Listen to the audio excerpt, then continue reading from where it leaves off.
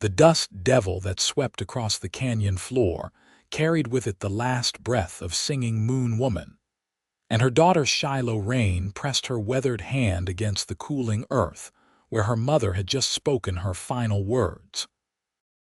At 19 years old, Shiloh had seen more hardship than most frontier settlers twice her age, but nothing had prepared her for the hollow emptiness that now consumed her as she sat alone in the Arizona Territory near Winslow, watching the sun bleed crimson across the horizon in August of 1878. Her mother had been the last thread connecting her to her Apache heritage, to the stories of her people, to the warmth of belonging somewhere in this harsh and unforgiving landscape. Now that thread had snapped, leaving Shiloh adrift in a world that had never fully accepted her mixed heritage. Her Apache mother and unknown white father creating a bridge between two worlds that often felt more like a chasm. The small camp her mother had maintained for the past 3 years sat nestled against red rock formations, far enough from the main Apache settlements that they had found a fragile peace, but close enough to Winslow that Singing Moon Woman could trade the beautiful beadwork she created for supplies they needed to survive. Shiloh had learned her mother's craft, her fingers nimble with the tiny glass beads that transformed buckskin into art. But she had also learned English from the rare kind souls who had passed through their camp, recognizing in her mother's quiet dignity something worth respecting. Now, as the stars began to pierce the darkening sky, Shiloh realized she had no plan, no direction, no family to turn to in a territory where being alone meant vulnerability and danger. She had wrapped her mother's body in the best blanket they owned, a worn wool trade blanket that Singing Moon Woman had treasured, and placed her mother's few possessions beside her in the way her mother had taught her. The beadwork tools, the medicine pouch, the small doeskin dress her mother had worn as a child. Shiloh's hands trembled as she worked through the night, digging into the hard, packed earth with a broken shovel they had traded for 2 winters ago. The physical labor kept the crushing grief at bay, kept her moving when every part of her wanted to collapse and surrender to the overwhelming loss. By the time the sun rose again, painting the rocks in shades of gold and orange, Shiloh had finished the burial and stood swaying with exhaustion, her hands blistered and bleeding, her face streaked with dust and tears. She should have left immediately, should have packed up their few belongings and decided on a direction, but Shiloh found herself paralyzed by indecision. Where could she go? The Apache settlements would see her mixed blood as a reminder of painful conflicts, of the violence and betrayal that had marked recent years. The town of Winslow held its own dangers for a young woman alone, especially one who looked as she did, with her mother's high cheekbones and dark eyes but skin a shade lighter, hair that caught copper tones in the sunlight. She had heard the stories of what happened to women without protection, without family, without the shield of respectability that white society demanded.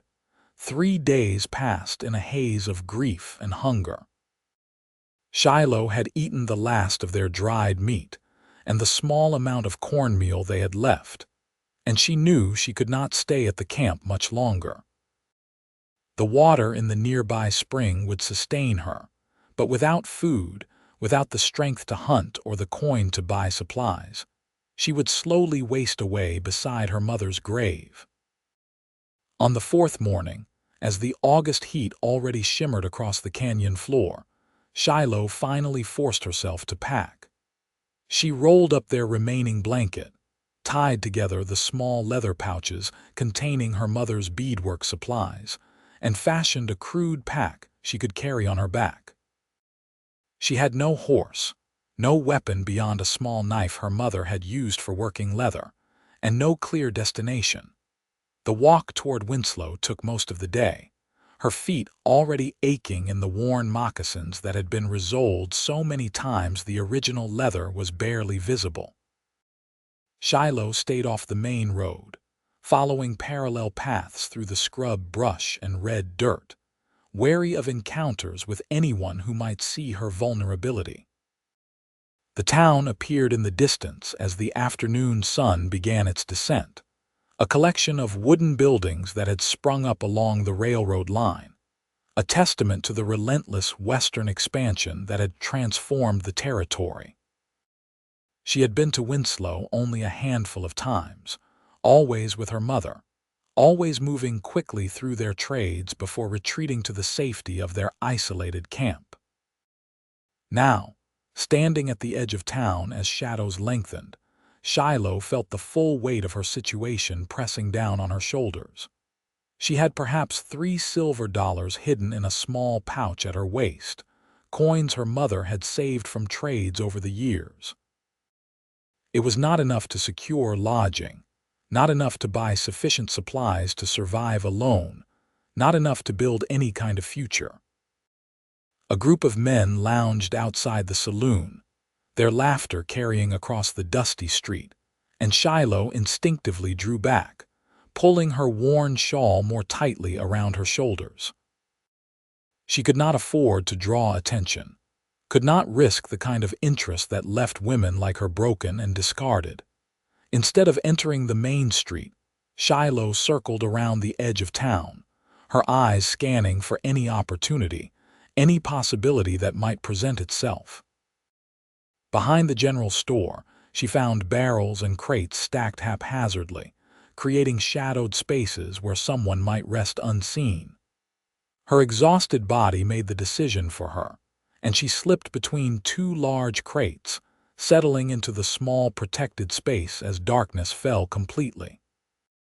The sounds of Winslow at night filtered through her hiding place, the tinny piano music from the saloon, voices raised in argument or celebration, the occasional bark of a dog or whinny of a horse.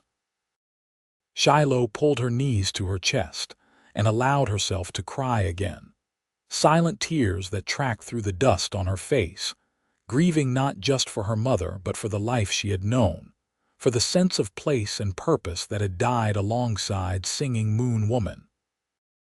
She must have dozed, because the sound of boots on packed earth startled her awake in the deep darkness before dawn. Shiloh pressed herself further back between the crates, holding her breath, praying whoever walked nearby would pass without noticing her hiding place. The footsteps paused and she heard a man's voice, low and considering. "I know someone's back here. Come out where I can see you, and I promise I mean no harm." Shiloh remained frozen, her heart hammering against her ribs. The voice did not sound threatening, but she had learned from her mother that predators often use gentle tones to lure their prey. "I'm just checking my supply delivery," the voice continued, and she heard the sound of a crate being moved. "But I heard someone crying earlier, and I figured whoever it is might need help more than they need to hide." The genuine concern in his tone made Shiloh reconsider. She was so tired, so hungry, so utterly lost that perhaps taking a chance was better than slowly withering away between these crates. She shifted slightly, and immediately the movement drew his attention. "There you are," he said, his voice still gentle. "Come on out. Let me see who I'm talking to."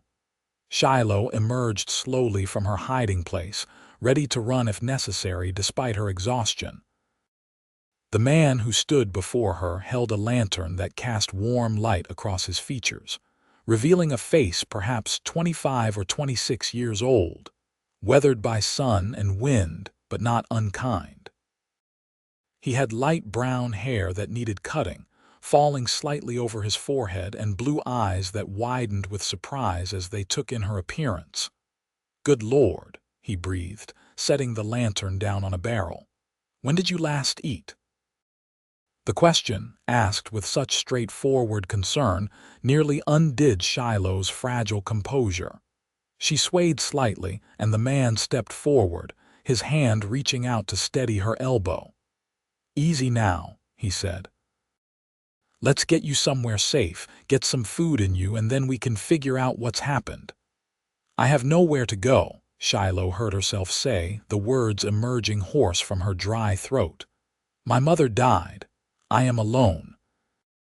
The man's expression shifted from concern to something deeper, a recognition of profound loss that suggested he understood grief himself. "What's your name?" "Shiloh Rain." "I'm Yates Brennan. I own the ranch about 5 miles west of town, came in early for supplies." He studied her face in the lantern light, and she saw him register her mixed heritage, saw the quick calculation that people always made when they looked at her. But instead of the suspicion or contempt she often encountered, his expression remained kind.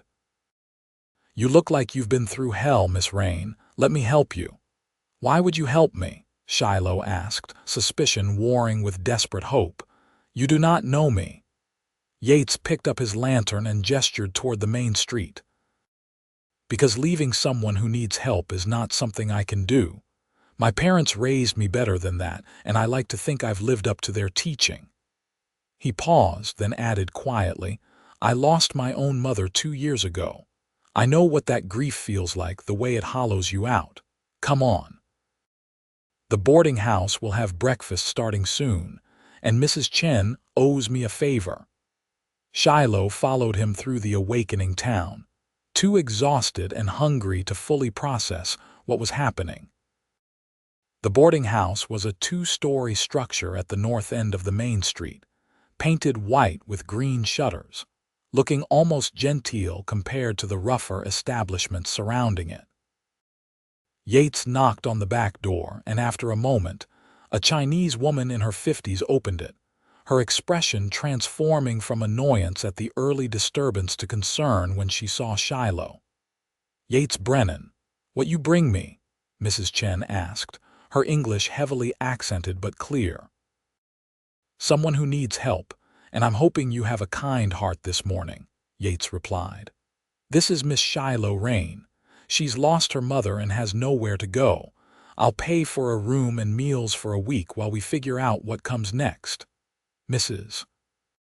Chen studied Shiloh with sharp eyes that missed nothing, taking in the worn clothing, the dust and tear streaks, the barely concealed desperation. Then she nodded once decisively. "Come. You need bath, food, rest. We talk later about payment." Shiloh looked at Yates, bewildered by this sudden change in her circumstances. He met her gaze steadily, and she saw nothing but honest concern there. "Why are you doing this?" she asked again. Yates was quiet for a moment, his blue eyes thoughtful in the growing dawn light. Then he said, "Because no one should be alone when they're grieving. Because I can help, and that means I should." He glanced at Mrs. Chen, then back to Shiloh. "You'll never be alone again, Miss Rain, not if I can help it. This territory is hard enough without facing it by yourself." The simple declaration, spoken with such sincerity, broke through the last of Shiloh's defenses. She felt fresh tears spill down her cheeks, but these were different from the bitter tears of loss and fear. These held a spark of something she had not felt since her mother's death, a fragile, tentative hope. Mrs. Chen ushered Shiloh inside, clucking with concern and already calling orders to someone deeper in the boarding house. Yates remained at the door, his hat in his hands, watching Shiloh with an expression she could not quite read. "I will come back this evening," he said. "To check on you, make sure you have everything you need." Shiloh nodded, unable to find words adequate to express her gratitude, her confusion, her cautious relief. Yates settled his hat back on his head, tipped it politely to both women, and disappeared into the early morning light. Mrs. Chen led Shiloh upstairs to a small room that looked impossibly luxurious after weeks of sleeping on the hard ground. A real bed with a quilt, a washstand with a porcelain basin, curtains at the window. While Shiloh stood taking it all in, Mrs. Chen bustled about, producing clean towels and a simple cotton dress. "You bathe," Mrs. Chen instructed, already heading back toward the door. "I bring food, you eat, you rest. Tomorrow we talk." The hot bath that Mrs.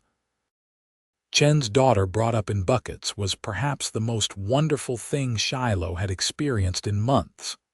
She scrubbed away the layers of dust and grief, washing her long, dark hair with the bar of soap provided, feeling almost human again as she dried off and slipped into the clean dress. It was too large, hanging loosely on her thin frame, but it was whole and unstained and smelled of sunshine and soap instead of smoke and earth. True to her word, Mrs. Chen returned with a tray laden with food. Eggs, toast with butter, sliced tomatoes, and coffee so hot and strong that Shiloh felt tears prick her eyes again at the simple comfort of it. She ate slowly, her shrunken stomach protesting after days of near starvation, forcing herself to pace the meal even though every instinct screamed to devour it all immediately.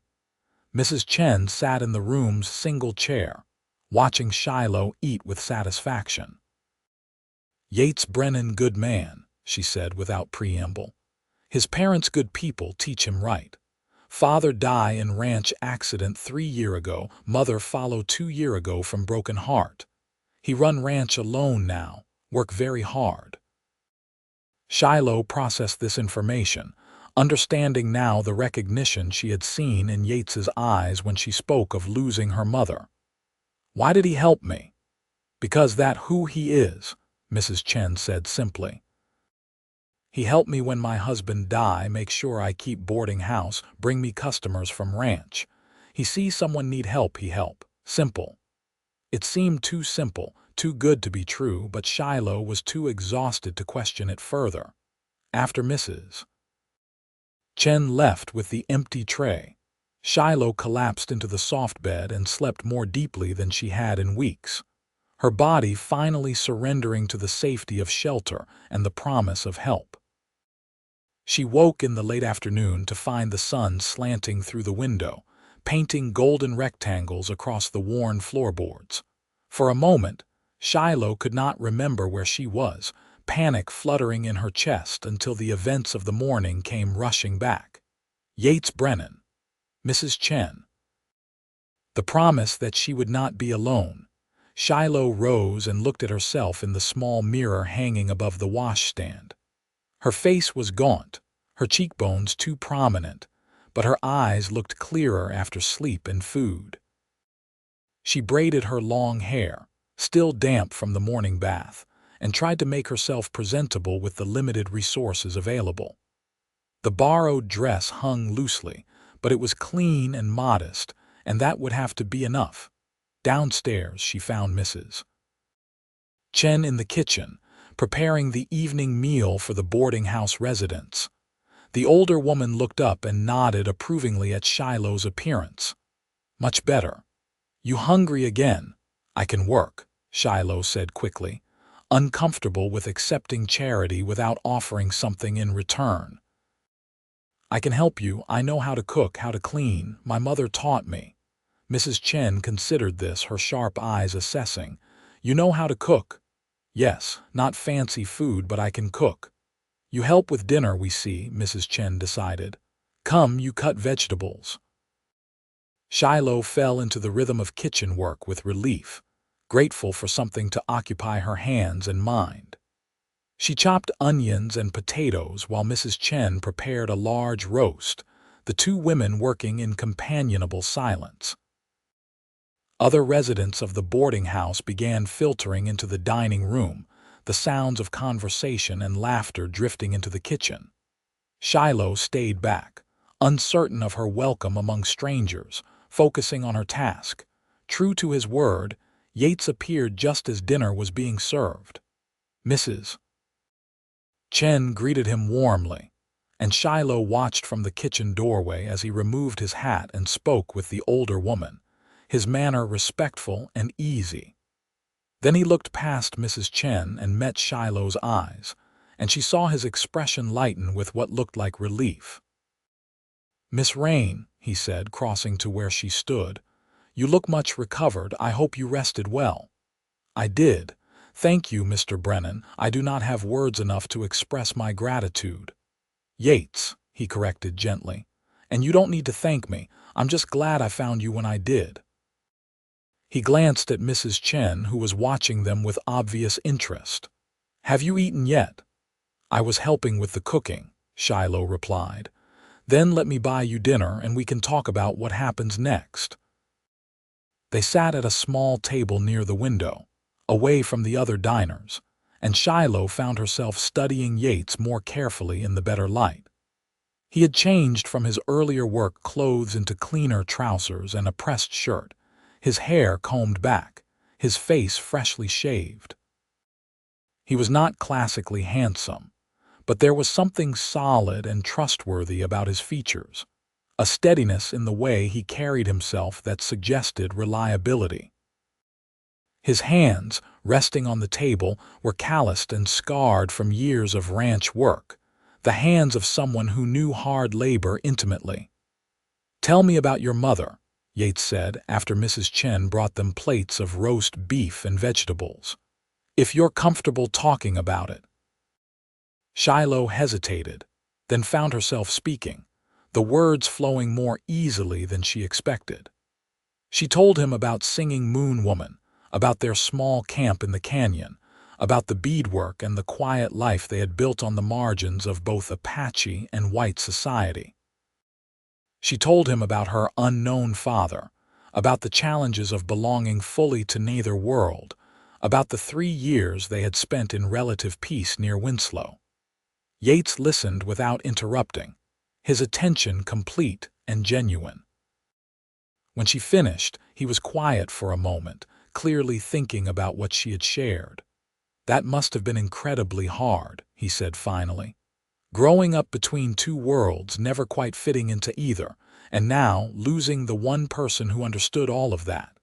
He met her eyes. "I can't claim to fully understand what that's like, but I do know what it is to be alone in the world. After my mother died, this ranch that had always felt like home suddenly felt empty, too quiet, too big for just one person." "How did you manage?" Shiloh asked quietly. "I kept working," Yates admitted. "Threw myself into the ranch, into building the herd, into making improvements. It helped, having something to focus on. But I won't lie and say it was easy. There are still nights when I sit on the porch and wish I could ask my father's advice about the cattle or share a meal with my mother." He paused.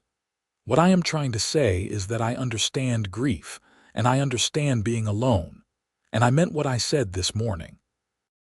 You do not have to face this alone." "But what can I do?" Shiloh asked, voicing the fear that had been growing all day. "I have no family, no money, no place in this town. I cannot stay at the boarding house forever, living on your charity." "I have been thinking about that," Yates said slowly. "And I have a proposal, if you will hear me out." Shiloh nodded, her heart beating faster with apprehension and hope mixed together. "My ranch needs help," Yates continued. "It is more than one person can manage well, and I have been struggling to keep up with everything. I need someone who can handle the house, the cooking, the garden, the chickens.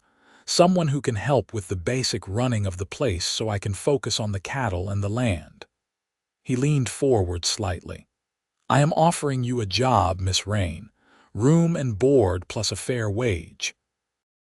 A place to live, work to do, and time to figure out what you want your future to look like." Shiloh stared at him, hardly daring to believe what she was hearing. "You would trust me in your home, a stranger, Mrs. Chen vouched for your character after watching you work in her kitchen this afternoon," Yates said with a slight smile. "She said you worked hard and knew your way around a cook stove. That is good enough for me." His expression grew more serious. "I know this is sudden, and I know you have no reason to trust me, but I am making this offer in good faith. You need help and I need help. It seems like we might be able to help each other." "What would people say?" Shiloh asked, already knowing how frontier society would view a young, unmarried woman living on a ranch with a bachelor. Yates had clearly anticipated this question. Mrs. Chen has agreed to act as a chaperone of sorts. She will visit regularly, and you will come into town every week for supplies and to attend church if you wish. I will make it clear to everyone that you are my employee, nothing more. My ranch hands, the ones who work during roundup and branding, can attest to my character. I am not asking you to compromise yourself, Miss Rain. I am offering you honest work and a safe place to live. Shiloh looked down at her plate, her mind racing through the implications. It was irregular, certainly, but not entirely scandalous if handled properly. And what were her alternatives? She could stay at the boarding house until Yates's money ran out, then find herself back on the street with no resources. She could try to find work in town, but opportunities for women, especially women of mixed heritage, were limited and often dangerous. Or she could take this chance, this unexpected offer of help from a man who seemed genuinely kind, and build something resembling stability. I know how to do beadwork, Shiloh said, looking back up at Yates. My mother was an artist and she taught me her craft. If I had materials, I could make things to sell, bring in additional income. Yates's face brightened. That is an excellent idea. There is a trading post owner in Flagstaff who is always looking for quality Indian crafts. I could introduce you, help you establish a relationship for selling your work. He paused. Does that mean you are considering my offer? I am, Shiloh admitted. But I need to know this is real, that you truly mean what you say. I have been disappointed before, Mr. Brennan. I need to know this is not some elaborate deception. It is real, Yates said firmly. I give you my word, and I was raised to believe that a man's word is his bond. I am offering you employment, nothing more and nothing less. If at any time you feel unsafe or uncomfortable, I will bring you back to town immediately, no questions asked. You will always have a choice, Miss Rain. Always. The sincerity in his voice, the directness of his gaze, convinced Shiloh in a way that no amount of eloquent persuasion could have. This was not a man practiced in deception. This was someone who meant exactly what he said, who saw someone in need and offered help without expectation of anything beyond honest work. Then I accept your offer, Shiloh said quietly. Thank you, Mr. Brennan. Yates. Thank you for seeing me when I was invisible, for helping when you had no obligation to do so. You were never invisible, Yates replied, his voice gentle. And helping is not about obligation. It is about being human, about recognizing when someone needs a hand up. He extended his hand across the table. Partners, then. You help me run the ranch house and I provide you with a home and fair wages. Shiloh took his hand, feeling the calluses rough against her palm, the strength in his grip tempered by careful gentleness. Partners, she agreed. They made plans for her to move to the ranch the following day, after Yates finished his business in town. He would purchase basic supplies she would need, and Mrs. Chen agreed to help Shiloh acquire appropriate clothing for ranch work. That night, lying in the boarding house bed, Shiloh felt something she had not experienced in months, a sense of possibility, of a future that extended beyond mere survival. The next morning dawned clear and hot, the August sun already fierce by the time Yates arrived with a wagon. Shiloh had packed her few belongings, including her mother's beadwork supplies, which she had retrieved from her hiding place behind the general store under cover of early morning darkness. Mrs. Chen fussed over her, making sure she had everything she needed, pressing a small bundle of food into her hands for the journey. You be careful, Mrs. Chen said quietly, gripping Shiloh's arm. But I think Yates good man, he help you, you work hard, make good life. I will, Shiloh promised. "Thank you for your kindness, Mrs. Chen. I will not forget it." The ride to the ranch took just over an hour, the wagon rolling over rough tracks that wound through scrub brush and red rock formations.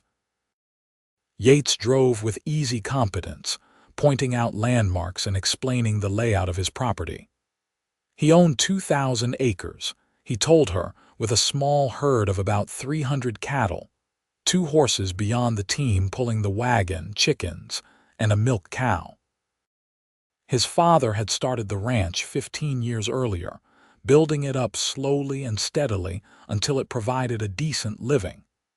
"It is not the biggest spread in the territory," Yates said as they crested a rise and the ranch buildings came into view. "But it is mine, and I am proud of what my parents built, what I am trying to maintain." The ranch house was a sturdy adobe structure with a covered porch that wrapped around 2 sides, offering shade and a place to sit in the evenings. Nearby stood a barn, a chicken coop, a small bunkhouse that Yates explained was used during Roundup when he hired extra hands, and various other outbuildings. Everything looked well maintained, neat without being fussy, functional in the way that working ranches needed to be. Yates helped Shiloh down from the wagon and carried her small pack of belongings into the house. Inside, Shiloh found herself in a large main room that served as both kitchen and living area, with a stone fireplace on one wall, a cook stove, a solid wooden table with chairs and comfortable-looking furniture arranged near the fireplace. 2 doors led off the main room, and Yates gestured to the one on the left. "That was my parents' room, and I have been using it since they passed. The room on the right was mine growing up, and I have cleaned it out for you. It is not fancy, but it has a real bed and a wardrobe for your things." Shiloh entered the room he indicated and found a space that was indeed simple but comfortable. A bed with a plain quilt, a wardrobe, a small table with a lamp, a braided rug on the floor. The window looked out toward the mountains in the distance, and she could see a small garden plot near the house, currently overgrown with weeds. "It is perfect," she said honestly. "More than I expected, more than I hoped for." Yates smiled, clearly pleased by her reaction. "I am glad you think so. Make yourself at home, settle in. I need to tend to the animals, but I will be back in about an hour. Then I thought we could go over the household routines, what needs doing and when." After he left, Shiloh stood in the center of her new room, trying to process the dramatic change in her circumstances. Just 2 days ago, she had been hiding behind crates in town, starving and desperate. Now she stood in a clean room in a solid house on a working ranch, with employment and a chance to build something resembling a normal life. It felt fragile, this new reality, as if it might shatter at any moment. But Shiloh was determined to prove herself worthy of the opportunity Yates had offered. She unpacked her few belongings, hanging the borrowed dress in the wardrobe alongside the 2 simple work dresses Mrs. Chen had helped her acquire. Her mother's beadwork supplies she arranged carefully on the small table, the familiar tools and materials bringing both pain and comfort. She would honor her mother's memory by continuing the craft, by creating beauty from simple materials, by keeping that connection alive.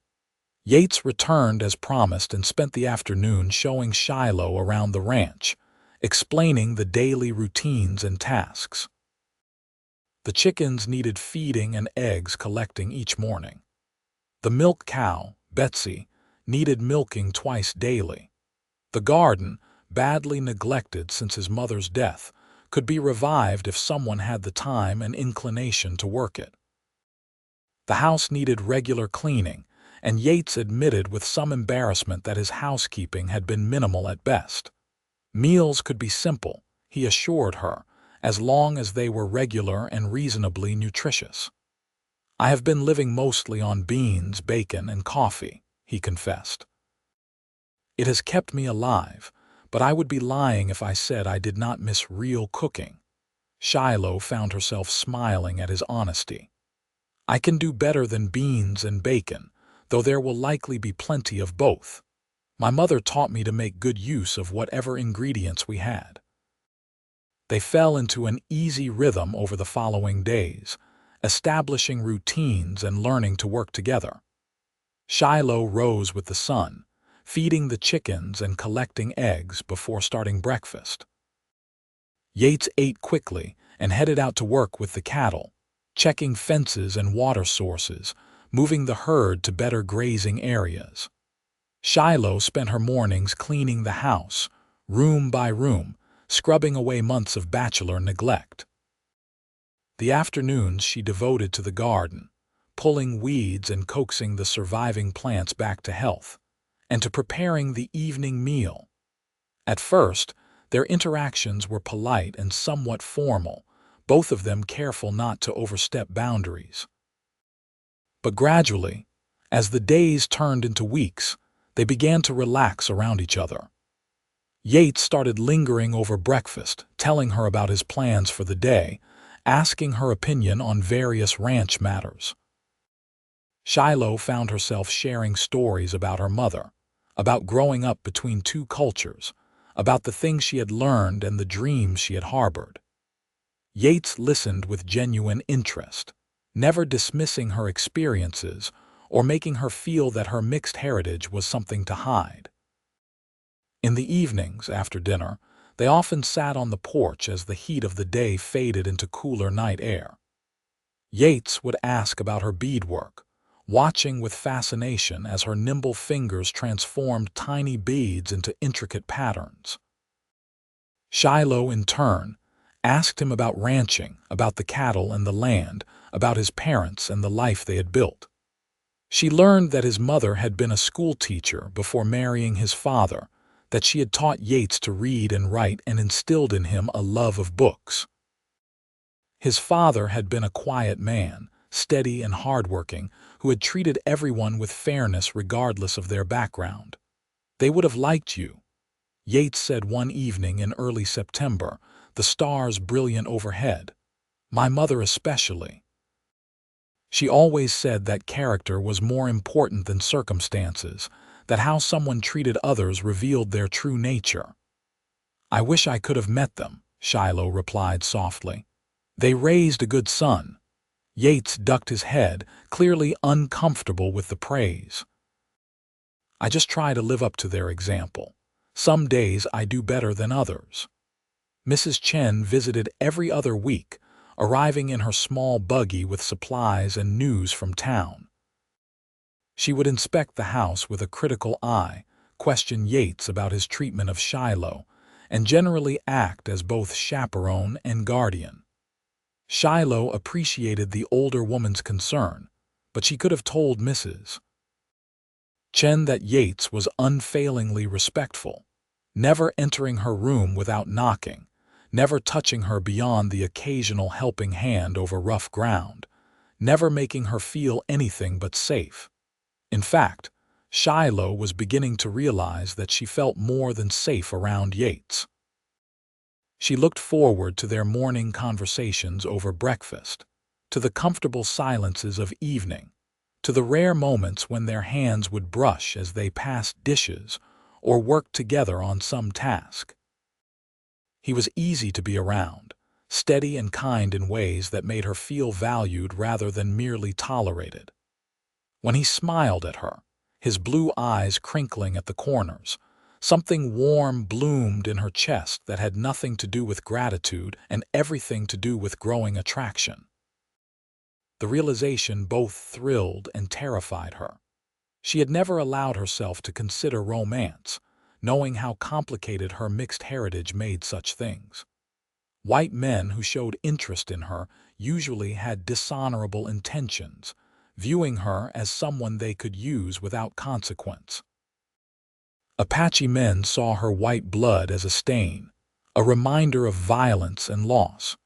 But Yates seemed to see her as simply Shiloh, as a person worthy of respect and kindness regardless of her parentage, Did he feel anything beyond friendly regard for her? Shiloh could not tell. He was unfailingly polite, considerate in ways that suggested careful thought, but he never crossed any line that might indicate romantic interest. Perhaps she was simply his employee, someone he had helped out of basic human decency, and any feelings beyond that were her own wishful thinking. October arrived with cooler temperatures and the intense blue skies that Arizona was known for. The garden had recovered under Shiloh's care, providing tomatoes and squash and peppers that she preserved for winter. The chickens were laying well, and she had established a small egg trade with the general store in Winslow, bringing in a bit of extra money. Her beadwork was progressing too. Yates had made good on his promise to introduce her to the trading post owner in Flagstaff, and the man had been impressed enough with her work to place an order for several beaded bags and a vest. Yates had been busy with preparations for the cattle roundup, hiring 3 additional hands for the intensive work of gathering the herd, branding new calves, and selecting animals to sell. The men arrived in mid-October, weathered cowboys who regarded Shiloh with curiosity but treated her with respect after Yates made it clear she was under his protection. She cooked for the crew, preparing massive quantities of food to fuel the hard physical labor, and found herself enjoying the bustle and activity after months of quiet routine. One evening, after a particularly long day, Yates lingered in the kitchen after the other men had retreated to the bunkhouse. Shiloh was washing the dinner dishes, and he picked up a towel to dry them, working alongside her in comfortable silence. "You have been a blessing to this ranch," Yates said suddenly. "I do not think I have properly expressed how much your help has meant. The house feels like a home again, not just a place I sleep between work." Shiloh glanced at him, surprised by the emotion in his voice. "I am glad to help." "You gave me a chance when I had nothing, Yates. I will always be grateful for that." "It is more than gratitude," he said, setting down the dish he had been drying. "At least I hope it is." He took a breath, clearly gathering courage. "Shiloh, I need to be honest with you about something. These past 2 months, getting to know you, working alongside you, seeing your strength and kindness and the way you have brought life back to this place, I have developed feelings that go beyond employer and employee, beyond friendship even." Shiloh's heart began to race, but she remained silent, letting him continue. "I care about you," Yates said, his blue eyes meeting hers steadily. "Deeply. And I know this is complicated, that we come from different worlds, that people will have opinions about it. But I cannot keep pretending that I see you only as an employee when the truth is that I think about you constantly, that your smile is the best part of my day, that I am falling in love with you." The simple declaration, spoken with such sincerity, made Shiloh's breath catch. "Yates," she whispered, hardly daring to believe what she was hearing. "You do not have to say anything right now," he continued quickly. "I am not asking you to reciprocate or to change anything about our arrangement. I just needed you to know the truth, to understand that my feelings are genuine and that I hope maybe, someday, you might feel the same way." Shiloh set down the dish she had been washing, her hands trembling slightly. "You said you are falling in love with me." "I am," Yates confirmed, no hesitation in his voice. "Completely and utterly. I know it might seem sudden, but I have never been more certain of anything." "It does not seem sudden," Shiloh said softly, "because I have been feeling the same way, wondering if you could ever see me as more than the woman you rescued, more than an employee." She reached out tentatively, touching his hand where it rested on the counter. "I care about you too, Yates. More than I thought possible, more than I ever imagined I could care about anyone." The smile that transformed his face was radiant, joy and relief and wonder all mixed together. He turned his hand under hers, lacing their fingers together, the simple contact sending warmth through her entire body. "May I court you properly?" Yates asked. "I want to do this right, Shiloh. I want to show you that my intentions are honorable, that I am serious about building a future together." "Yes," Shiloh breathed, her own smile matching his. "Yes, I would like that very much."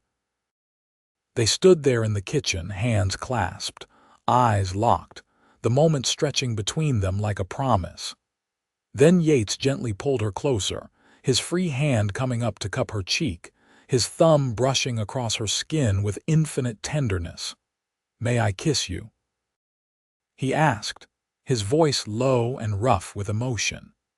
In answer, Shiloh rose on her toes, closing the distance between them, pressing her lips to his in a kiss that was sweet and gentle and full of all the feelings they had both been holding back.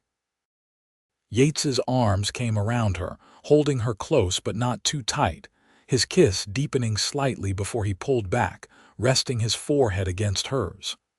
"I meant what I said that first morning," he murmured. "You will never be alone again, Shiloh, not as long as I am breathing. I promise you that." Tears slipped down Shiloh's cheeks, but they were happy tears, tears of relief and joy and the overwhelming emotion of being truly seen, truly valued, truly loved.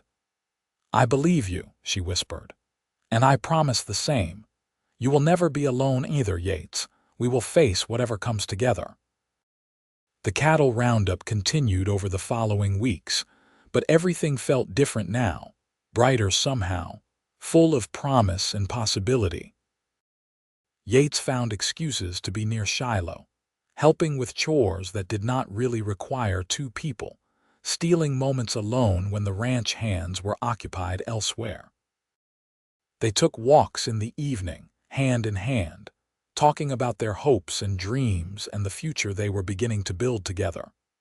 The hired hands noticed the change between them, the lingering glances and soft smiles, but their reactions were largely positive. These were men who had worked for Yates's father, who had known Yates since he was a boy, and they approved of his choice. One of the older cowboys, a weathered man named Tom, pulled Shiloh aside one afternoon while she was hanging laundry. "I knew Yates's parents," Tom said without preamble. "Good people, salt of the earth. They raised that boy right, taught him to judge folks by their character, not their circumstances." He paused, his sun-wrinkled eyes studying her. "They would have approved of you, Miss Rain. They would have seen what Yates sees, a strong woman with a good heart. Just thought you should know that." "Thank you," Shiloh said, touched by the endorsement. "That means more than you might realize." "He deserves happiness," Tom continued. "Lost too much too young. You are good for him, anyone can see that. Place feels like a home again." The roundup concluded successfully, with a good number of cattle ready to drive to market. Yates made arrangements to join a larger cattle drive headed to the railhead, which would take him away from the ranch for nearly 2 weeks. The night before he was set to leave, he and Shiloh sat on the porch under a blanket of stars, her hand tucked into his thumb tracing slow circles across her knuckles. "I am going to miss you," Yates said quietly. 2 weeks feels like an eternity." "I will miss you too," Shiloh admitted. "But I will be here when you return, keeping everything running smoothly. I know you will."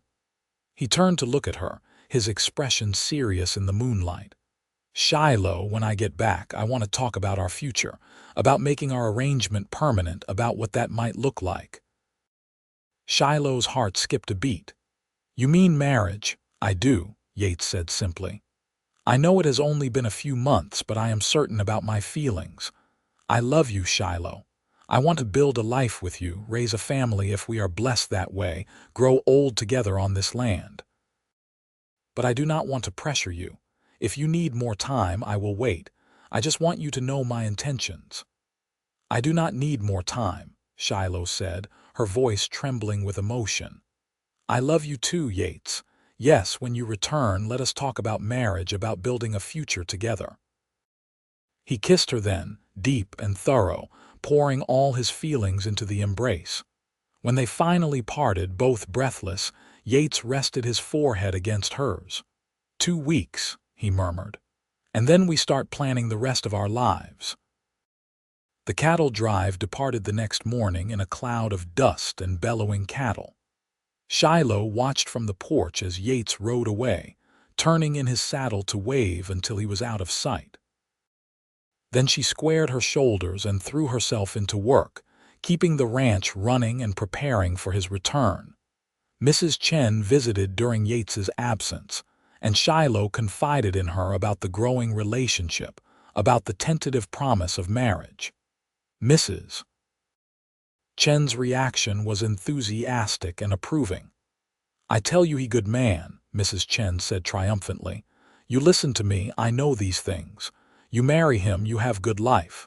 "What will people say?" Shiloh asked, voicing the concern that still nagged at her.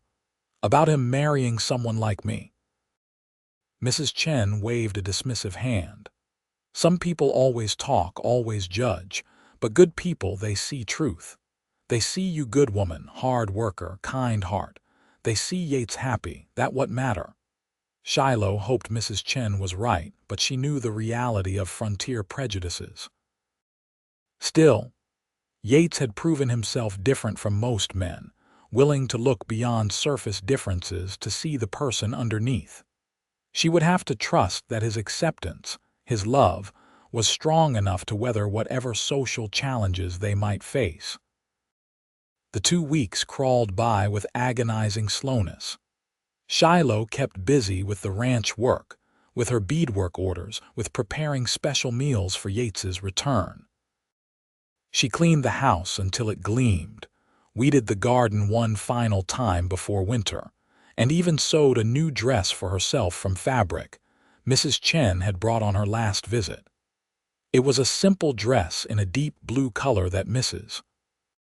Chen assured her brought out her eyes, and Shiloh wanted to look her best when Yates returned. Finally, on a crisp November morning, she heard the sound of hoofbeats and rushed to the porch to see Yates riding toward the ranch, his horse tired but his face alight with joy at the sight of her. He dismounted almost before the horse had fully stopped, taking the porch steps 2 at a time and sweeping Shiloh into his arms, spinning her around as she laughed with delight. "I missed you," he said, setting her down but not releasing her, his hands framing her face as he kissed her thoroughly. "Every single day, every single moment." "I missed you too," Shiloh replied, her hands fisted in his shirt, holding him close. "How was the drive?" "Successful, profitable, and interminably long," Yates said, kissing her again between words. "But I do not want to talk about cattle right now. I want to talk about us, about our future." They sat at the kitchen table, hands clasped across the worn wood, and talked seriously about what marriage would mean.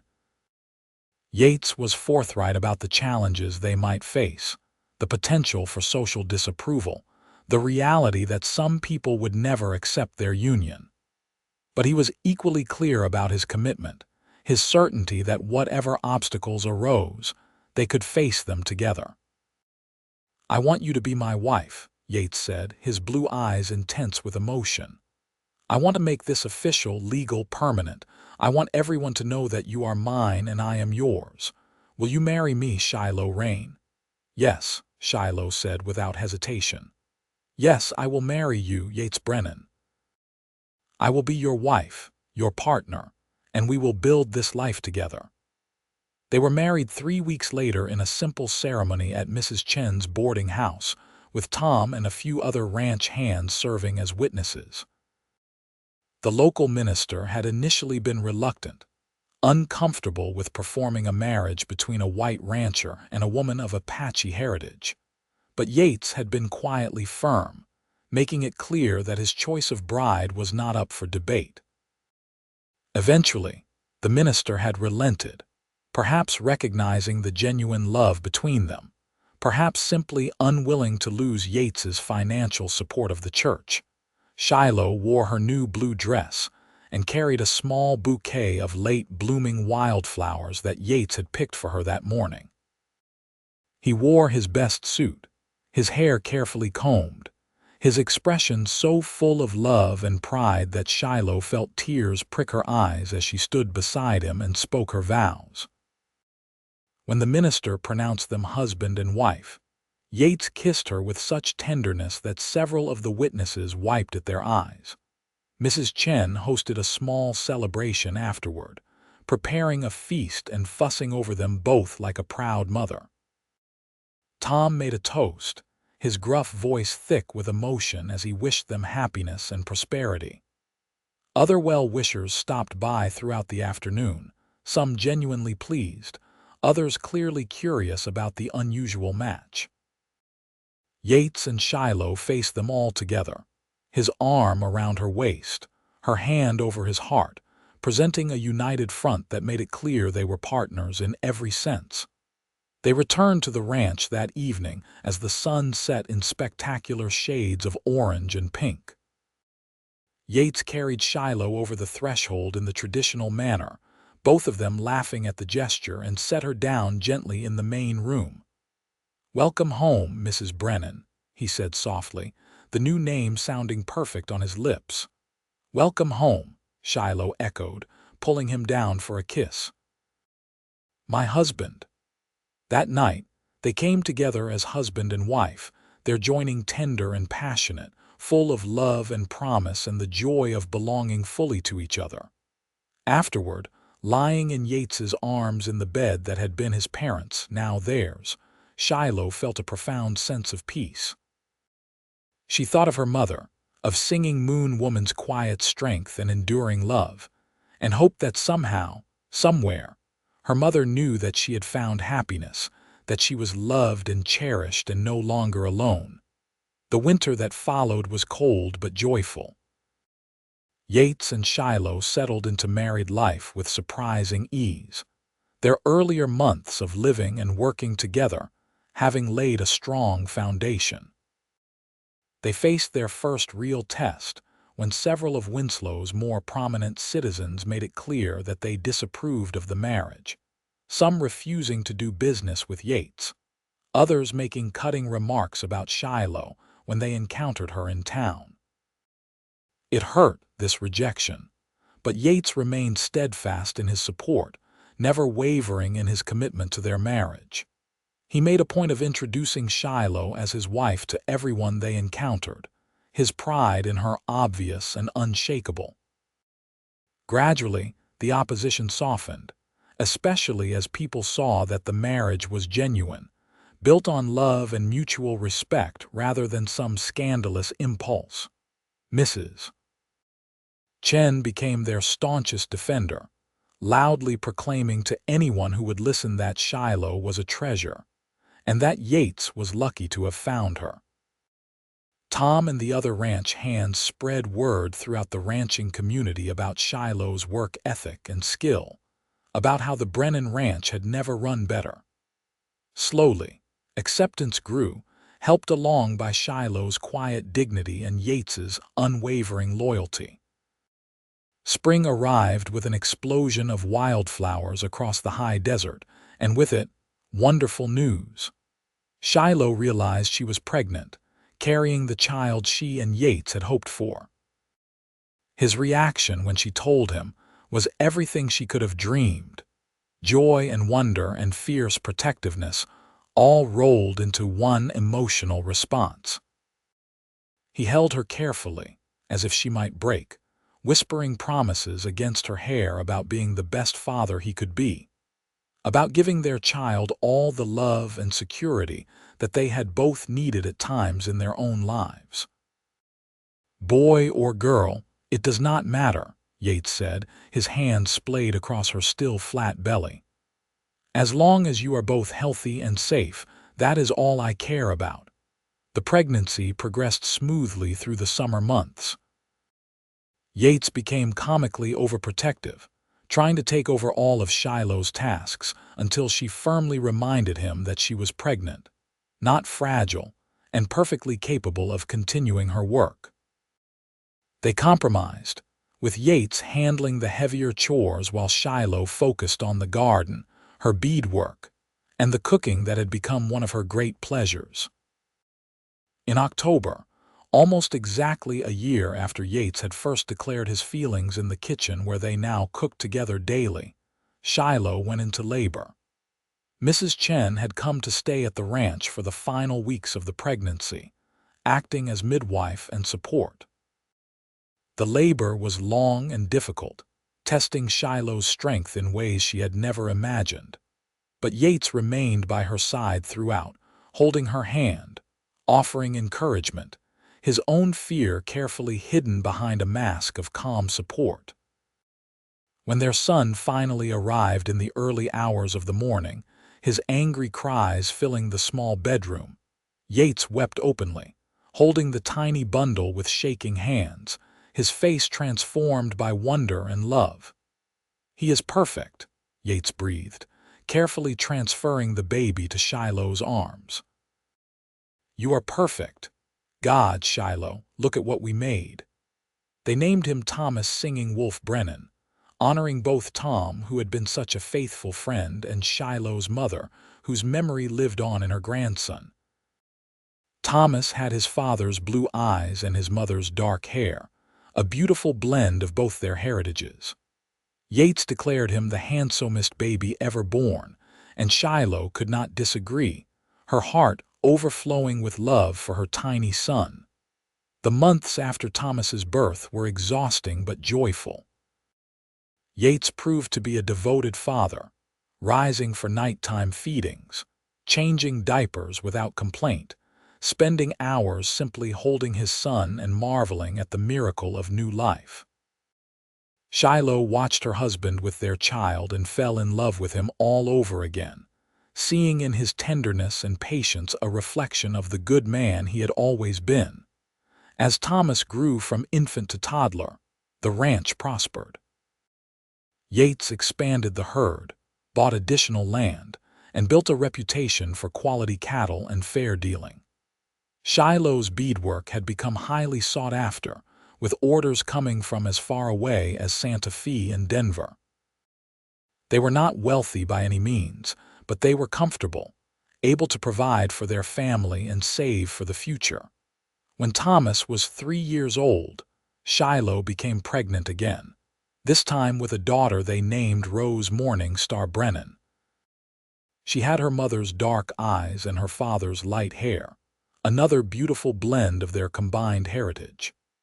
Thomas was fascinated by his baby sister, insisting on helping with her care, his small hands surprisingly gentle as he stroked her soft hair.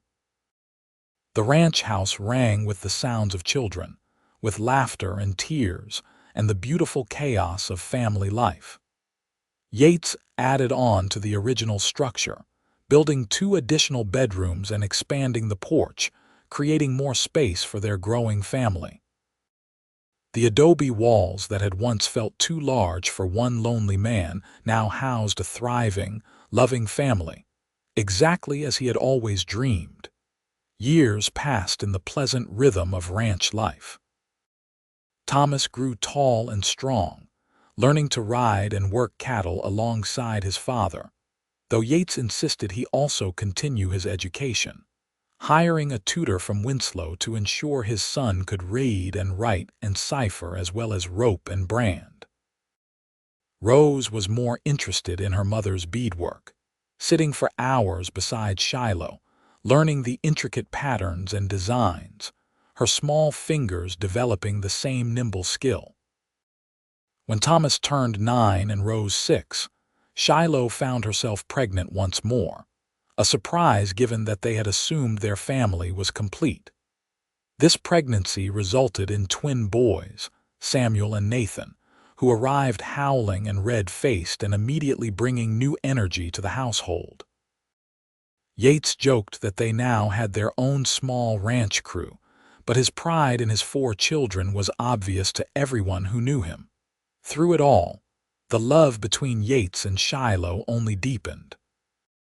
They still sat on the porch in the evenings after the children were asleep, hands clasped, talking about the day's events and making plans for the future. Yates never stopped looking at his wife with wonder, never stopped marveling that he had found her, that she had chosen him.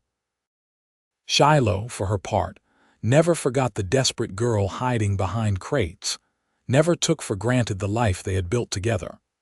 When Thomas turned 18, tall and confident, and ready to take on more responsibility at the ranch, Yates and Shiloh sat him down for a serious conversation. They had been discussing for months the possibility of officially deeding part of the ranch to Thomas, giving him ownership and investment in the land he had worked all his life. "This ranch is your heritage," Yates told his son, his hand clasped with Shiloh's across the table in a gesture so familiar it was second nature. "Your grandfather started it. I have tried to build on his foundation, and now it is time for you to help shape its future." Thomas looked between his parents, his blue eyes so like his father's shining with emotion. "I promise I will honor that trust," he said seriously. "I will work hard and make you both proud." "You already make us proud," Shiloh said softly. "Every single day." The years continued their steady march. Rose married a kind young man from Flagstaff who had fallen in love with both her beauty and her artistic talent, moving to town but visiting the ranch often. The twins, as different as they were identical, chose divergent paths, with Samuel staying to help run the ranch and Nathan heading east to college, his sharp mind suited for academic pursuits. Thomas married a rancher's daughter from a neighboring spread, expanding the Brennan holdings through the union, and bringing grandchildren for Yates and Shiloh to dote on. On their 25th wedding anniversary, Yates and Shiloh took a rare day away from the ranch, riding up into the mountains to a meadow Yates had discovered years earlier.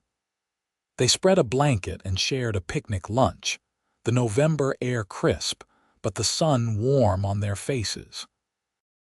"Do you remember that first morning?" Yates asked, his arm around Shiloh's shoulders as they sat looking out over the valley below. "When I found you behind those crates, looking so lost and alone." "I remember thinking you were too good to be true," Shiloh admitted. "That no one could be that kind without expecting something in return." "And what do you think now?" Yates asked, pressing a kiss to her temple.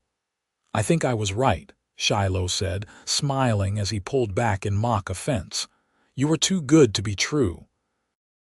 But somehow, miraculously, you were also real. You were exactly who you seemed to be, a good man offering help to someone who desperately needed it." "I told you that morning that you would never be alone again," Yates said quietly. "Did I keep that promise?" Shiloh turned in his arms, cupping his face in her hands, looking at the man who had saved her in every way a person could be saved. His hair was now streaked with gray, his face more deeply lined, but his eyes still held the same kindness, the same steadfast love that had drawn her to him from the start. "You kept that promise every single day," she said, her voice thick with emotion. "You gave me a home, a family, a life beyond anything I could have imagined. You loved me when I thought I was unlovable, saw value in me when I felt worthless. You never wavered, never faltered, never made me doubt that I belonged by your side." "It was easy," Yates replied, his thumbs stroking across her cheekbones in the gesture that had become his trademark show of affection. "Loving you, building a life with you, watching you become the incredible mother and partner you are.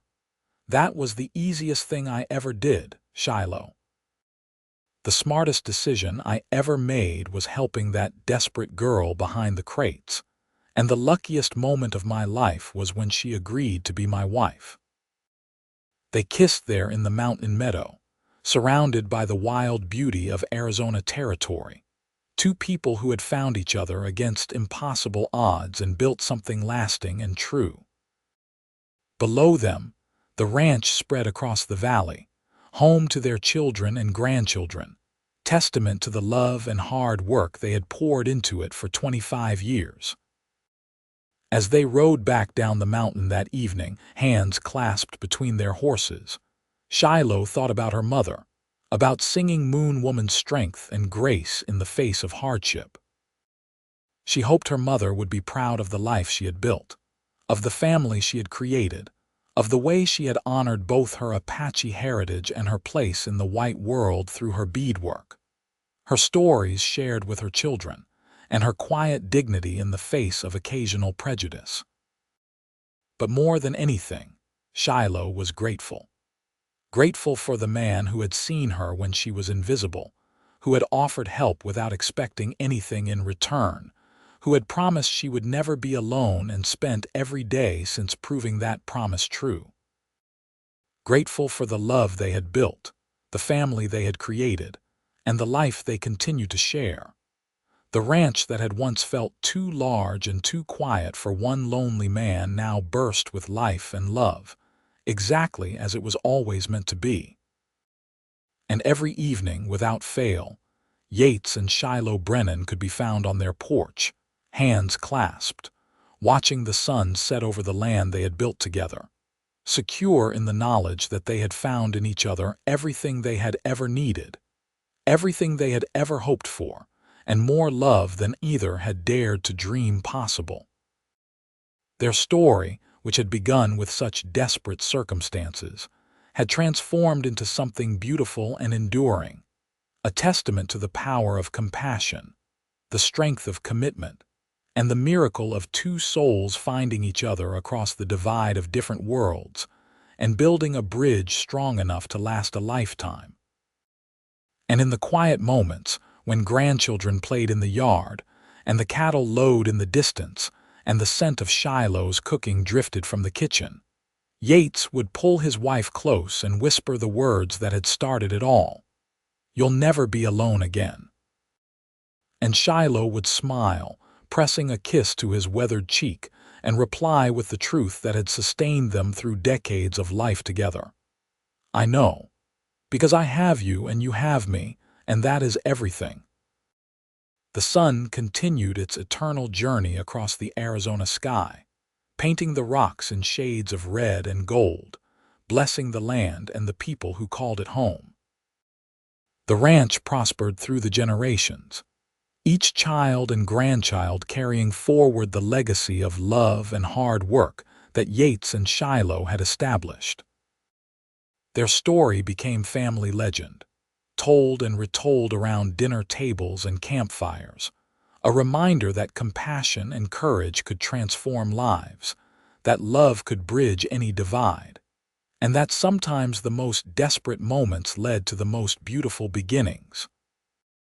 Years later, when Yates and Shiloh were elderly but still active, still deeply in love, still sitting on their porch each evening to watch the sunset, Thomas came to them with news. He and his wife were expecting their fifth child, expanding the Brennan family tree even further. Yates pulled his son into a firm embrace while Shiloh wiped happy tears from her eyes. "Your grandmother would have loved to see this," Shiloh told Thomas, her voice soft with memory.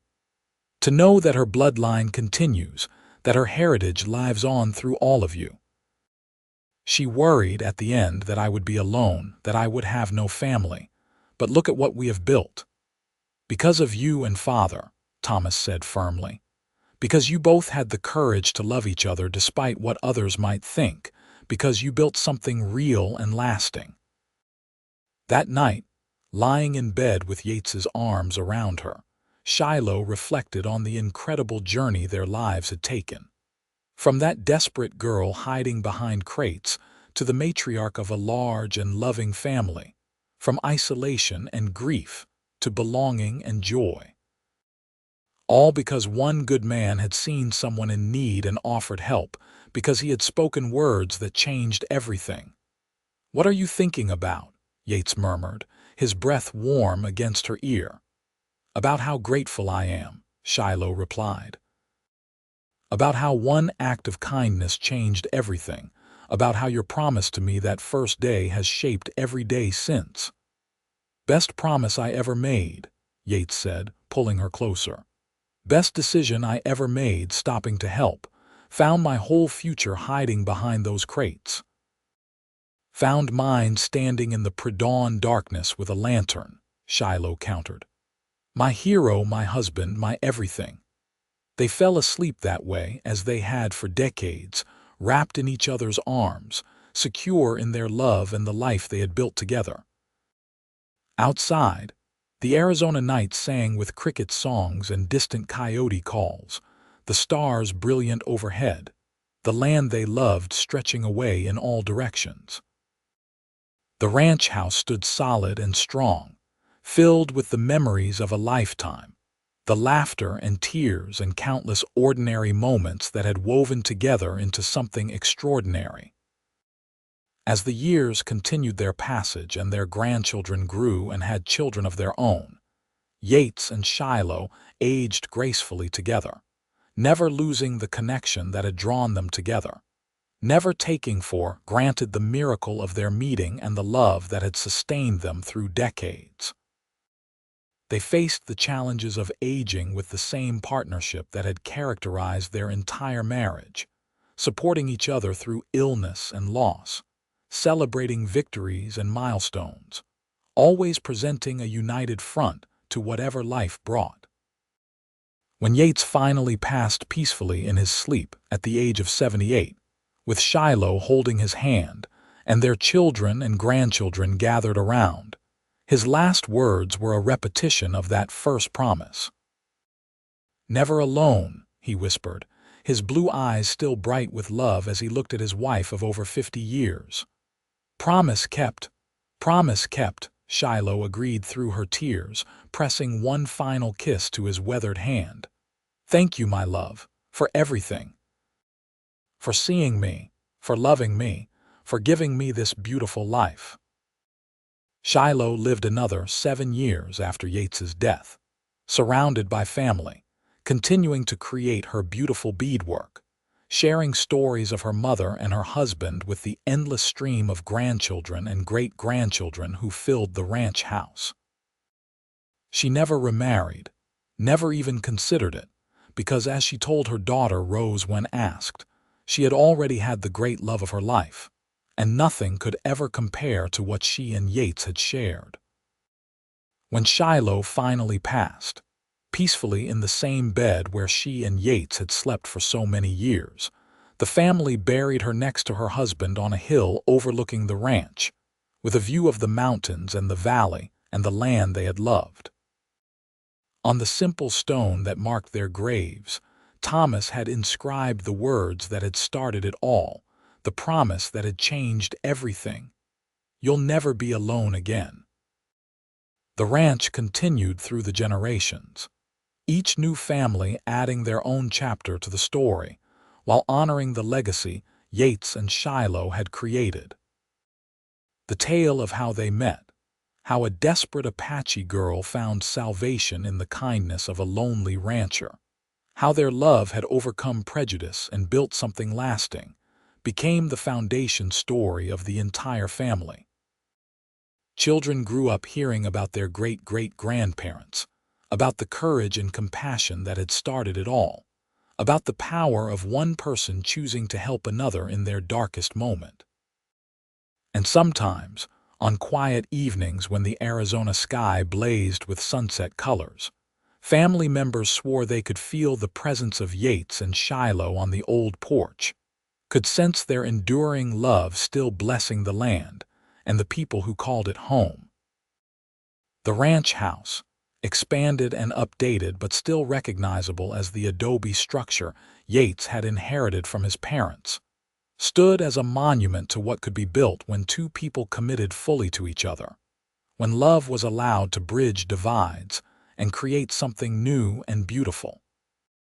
The beadwork Shiloh had created throughout her life became treasured family heirlooms, passed down through generations, each intricate pattern a reminder of her skill and artistry, of the Apache heritage she had honored and preserved through her craft. Museums displayed some of her finest pieces, recognizing the quality and cultural significance of her work, ensuring that Shiloh Rain Brennan's name would be remembered not just as a wife and mother, but as an artist of considerable talent. The story of Yates and Shiloh became more than just family history. It became a testament to the possibilities inherent in human kindness, in choosing compassion over indifference, in seeing the person rather than the circumstances. It demonstrated that love could transcend cultural boundaries, that two people from different worlds could build a bridge strong enough to support generations. It proved that sometimes the most desperate moments led to the most beautiful beginnings, and that a simple promise, faithfully kept, could change everything. Their great-great-grandchildren, living in a world that Yates and Shiloh could never have imagined, still gathered at the ranch for reunions and celebrations, still told the story of how it all began. They would stand by the graves on the hill, reading the inscription, and understand that they existed because one man had chosen kindness, because one woman had found courage, because two people had loved each other with a devotion that spanned a lifetime and created a legacy that would endure far beyond their years. The Wild West that had formed the backdrop of Yates and Shiloh's love story eventually faded into history, the rough frontier towns becoming modern cities, the open range giving way to fences and highways. But the ranch remained, adapted but still recognizable, still in family hands, still operating as a working cattle ranch just as Yates had always intended. The land that had witnessed their first meeting, their courtship, their marriage, and their long life together continued to sustain their descendants, providing not just a living but a connection to their roots, to the story of where they came from. And in the quiet moments, when the Arizona wind whispered through the canyon, and the stars blazed overhead just as they had over a century earlier, it seemed possible to hear the echo of a promise made in compassion and kept in love, the words that had changed everything and created a legacy that would never fade. You'll never be alone again. A promise made, a promise kept, a love story for the ages.